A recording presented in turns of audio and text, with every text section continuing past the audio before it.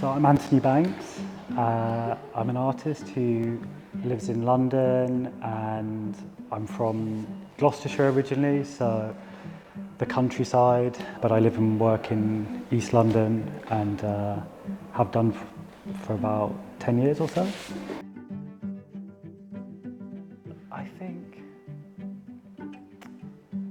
I think for, initially that was kind of a way of undermining my kind of Instagram account.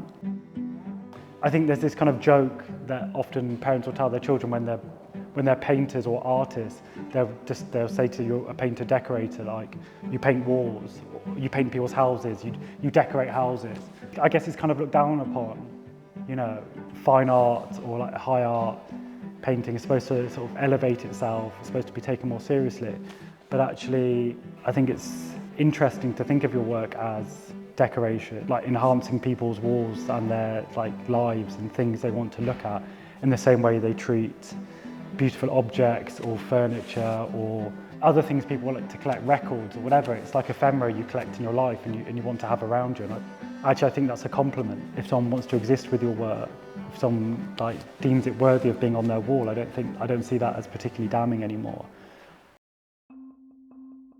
The paintings are definitely kind of fragments of memories and kind of past experiences, and they're sort of like collages of moments of time, I think. I always think I'm not necessarily painting the present, like now. You know, they're representations of past experiences and places that I've been to and thought about. Sometimes in places that I haven't been to but want to go to. There's always an element of sort of escapism as well, like accessing something that I'm removed from. I don't want to be painting my everyday life. I don't think my everyday life is that interesting. Like, it's not that exceptional. I'm not that exceptional a person. I don't think like my life or my day-to-day needs to be recorded and shown to people necessarily. Like, there's not that much sort of ego in my paintings. They're not about me kind of showing off my life or telling people my life story.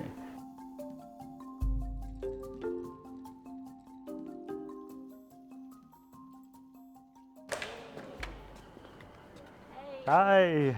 Hi. Come on in. Thank you. How are you? It's nice to see you. It's Have a nice hug. to see you. What's that? Hi. Yeah, it's Sorry. beautiful and a beautiful area. I'm joking. Come in. Yeah, let's do it.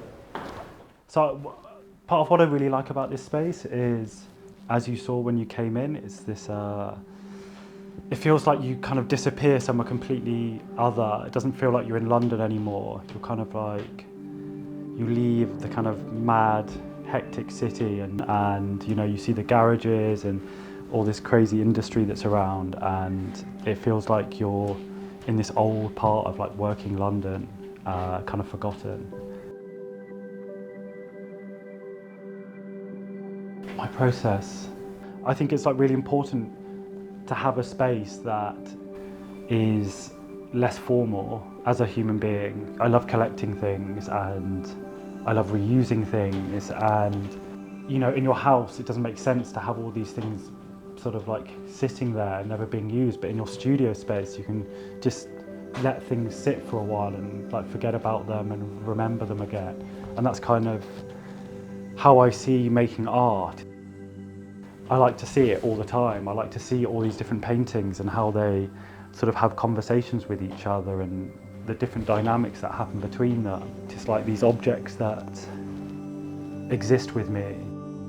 I can remember them when I want to, or I can forget them. And I think that's really key to me. On the back of each work, there'll be like a date written where I started the painting. That could be like 10 or 15 years ago.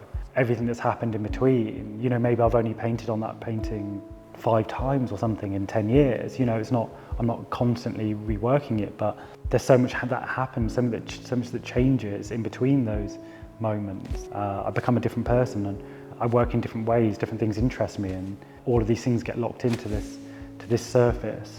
A painting somehow comes out of it.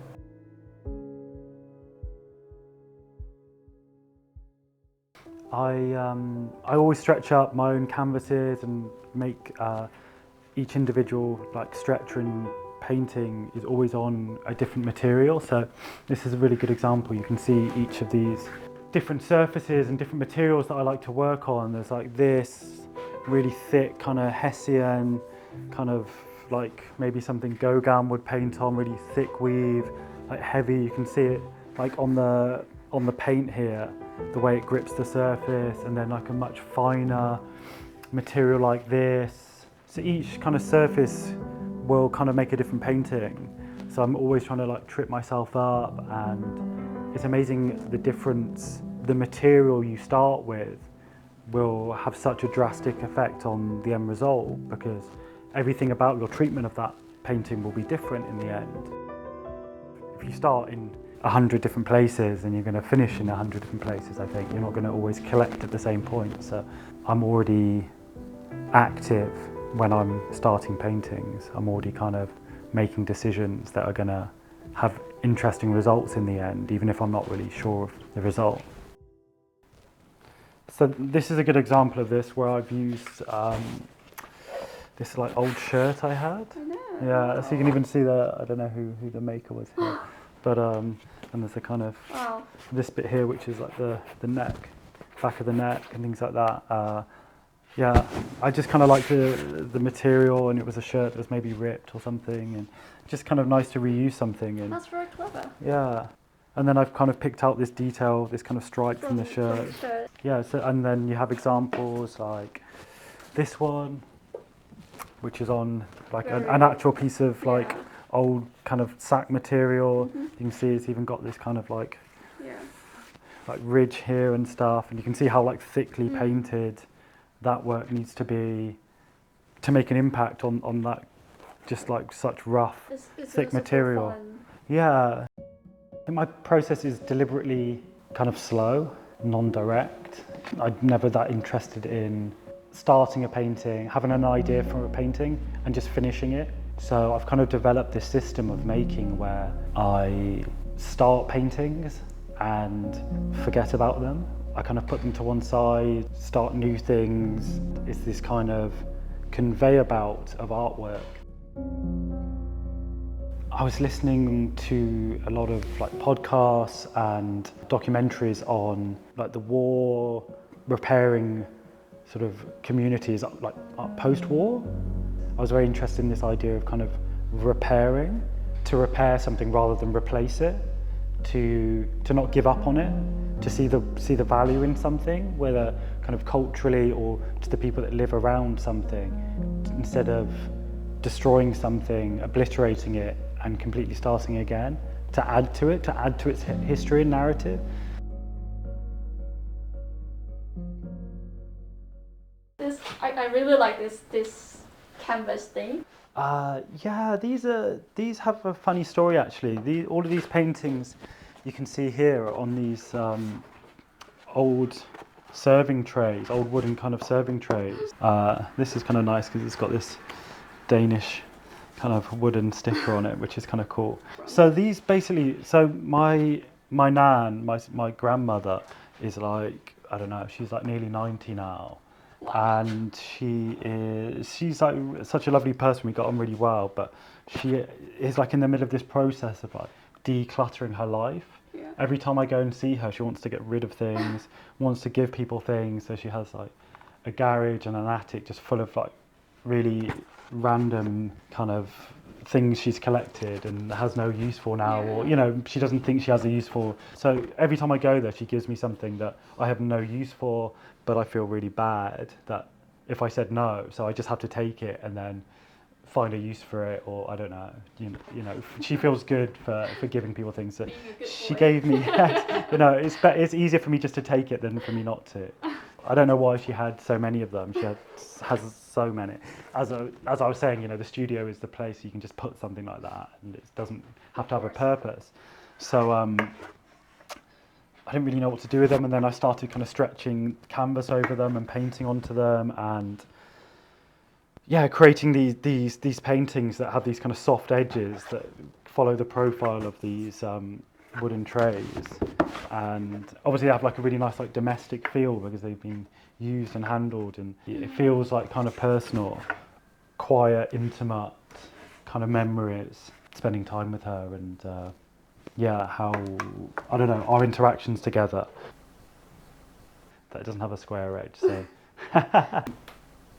Frame did you make? I didn't make it. Yeah. A very talented friend of mine who's a framer made them. Who managed to kind of steam bend Wow. these nice edges and kind of join all this stuff. It's like so skillful.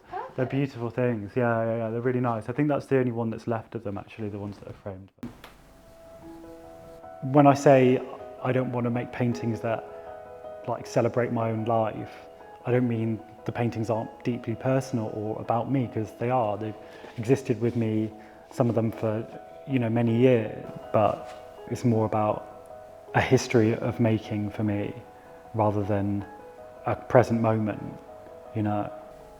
Especially with my work, which does have a kind of a long history of making, I think this idea of not giving up on something, like seeing the value in it even if it's not perfect, you know, even if it's failing miserably, and the more I do to it, the worse it gets. I know that at some point this thing will become interesting, hopefully. There are paintings that it hasn't, but I have faith in them, you know, more than I have faith in myself. I have faith in these paintings resolving themselves, like telling me what they need or listening to them quietly.